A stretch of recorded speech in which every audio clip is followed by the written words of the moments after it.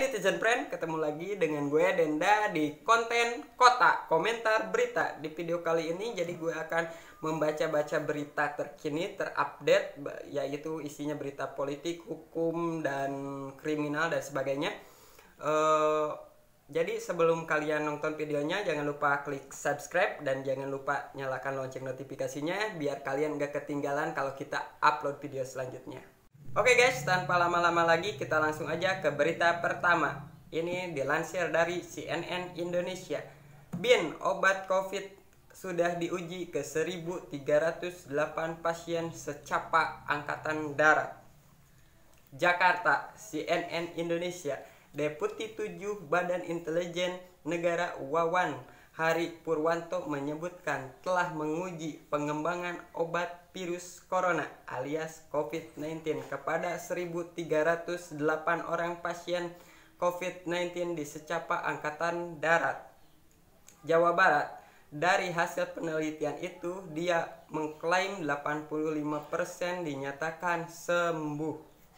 Oh, berarti ini dari 1.300 pasien di Angkatan Darat, ada 85%-nya dinyatakan sembuh. Mudah-mudahan bisa dikembangkan lagi obatnya jadi sempurna.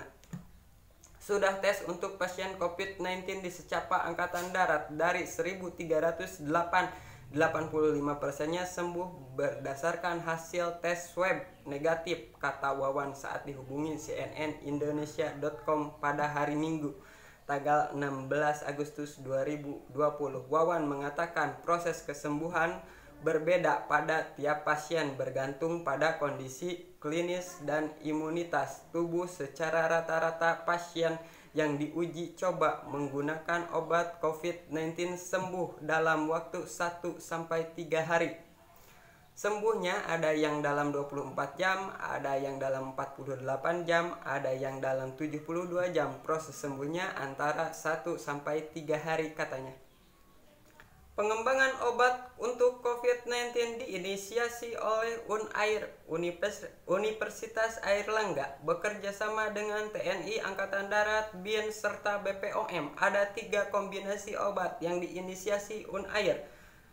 Pertama, lopinavir atau ritonavir dan azitromisin. Kedua, lopinavir atau ritonavir dan doxycycline. Ketiga, hidrokloroquine dan azitromycin. Uji klinis dilakukan pada 7 Juli hingga 4 Agustus. Dalam keterangan yang diterima cnnindonesia.com, protokol uji klinis telah mendapatkan persetujuan pelaksanaan uji klinis alias PPUK oleh BPOM dengan nomor PP01.1.3.01.20.06. dengan mengevaluasi hasil pemeriksaan klinis pada fungsi liver, fungsi ginjal, dan ECG. Obat COVID-19 ini diklaim relatif aman diberikan. Obat ini juga diklaim menurunkan badai sitokin, menormalkan keadaan trombositopenia dan limfopenia sebelum dan 7 hari setelah penggunaan obat. Sebagai catatan, hingga saat ini Badan Kesehatan Dunia WHO belum merekomendasikan satupun obat yang mencegah atau mengobati corona. Obat dari gabungan TNI, BIN, UNAIR ini juga belum mendapatkan izin edar dari Badan Pengawasan Obat dan Makanan. Selain itu, tim UNAIR, TNI, BIN pun belum mengungkapkan secara rinci hasil serta metode klinis. Oh, jadi ini obat yang diciptakan oleh TNI, BIN, dan UNAIR ini belum udah diuji coba kepada 1.308 orang yang positif di Angkatan Darat, Jawa Barat, di secapa gitu.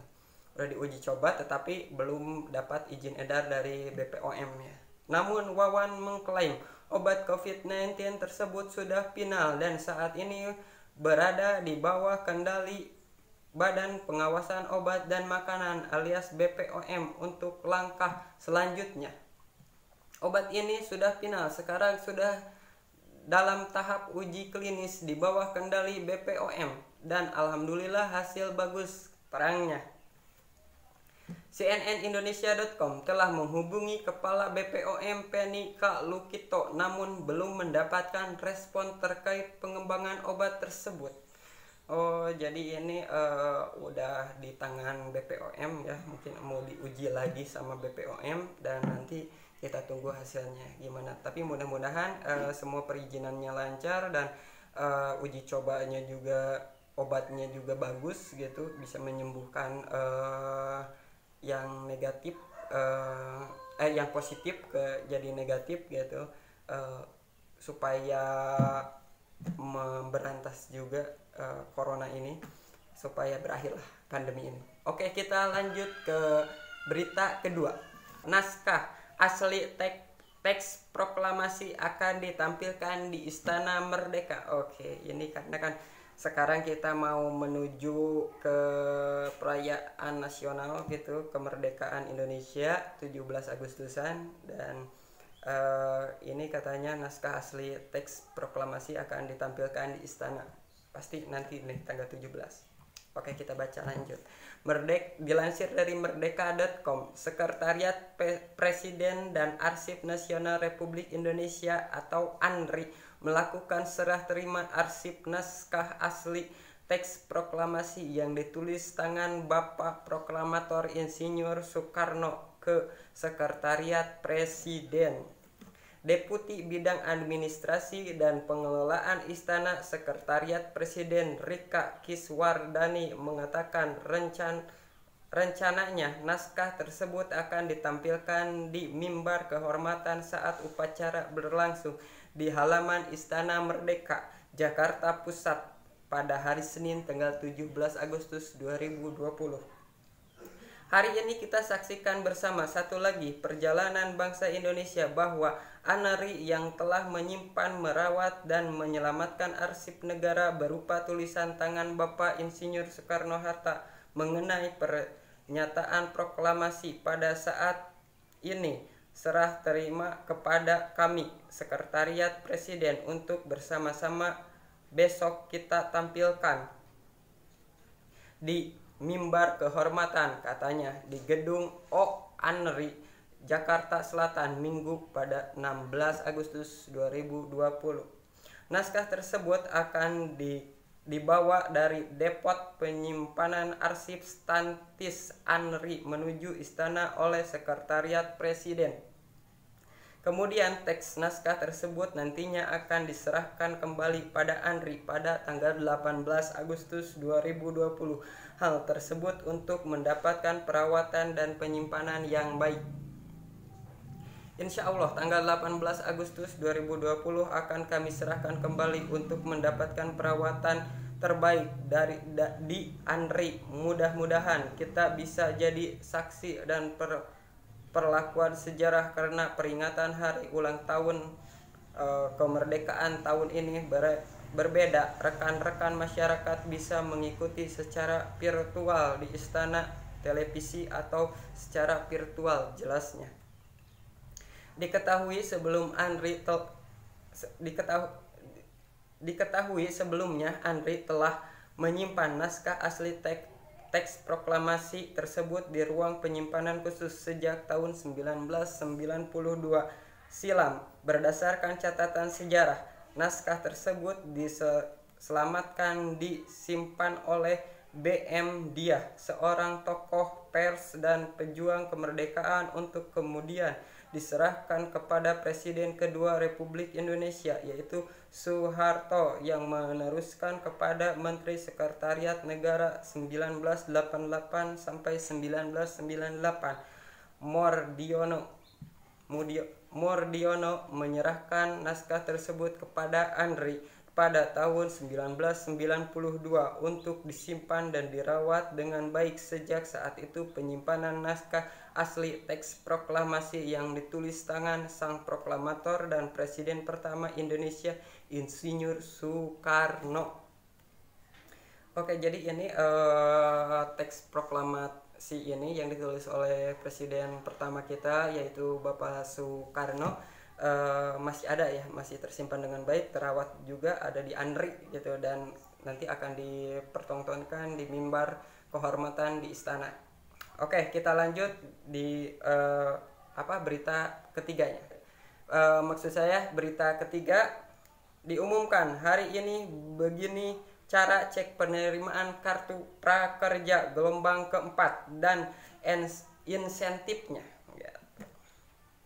Dilansir dari kompas.com, pengumuman serta kartu prakerja gelombang 4 akan dilakukan hari ini Minggu pada 16 Agustus 2020 hingga pendaftaran ditutup pada hari Rabu 12 Agustus 2020.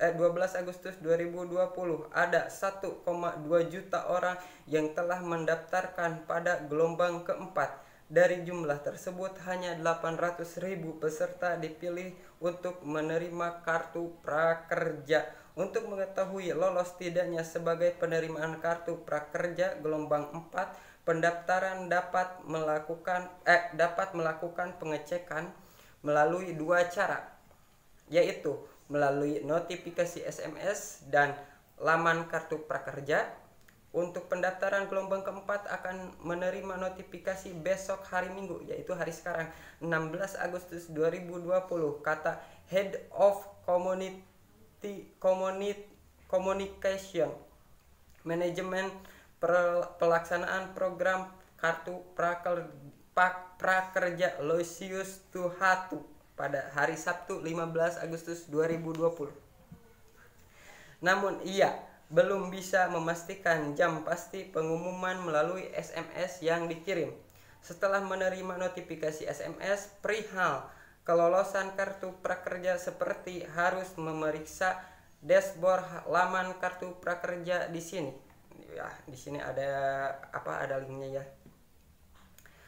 Pengumuman melalui SMS, kemudian mereka yang lolos harus memeriksa dashboard mereka untuk mengikuti langkah-langkah selanjutnya. Jelasnya, caranya adalah dengan masuk ke akun kartu prakerja dan mengecek menu dashboard.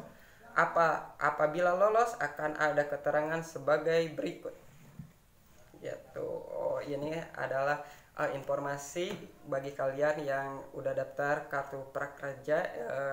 Jadi cara pengecekannya ini ada linknya di sini, cari aja lah di Google ya linknya.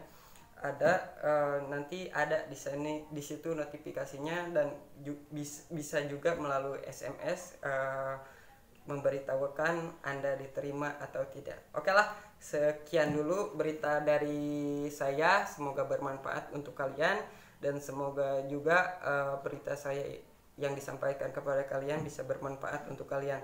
Sekian dulu dari saya, terima kasih. Jangan lupa kalian subscribe dan jangan lupa juga nyalakan lonceng notifikasinya.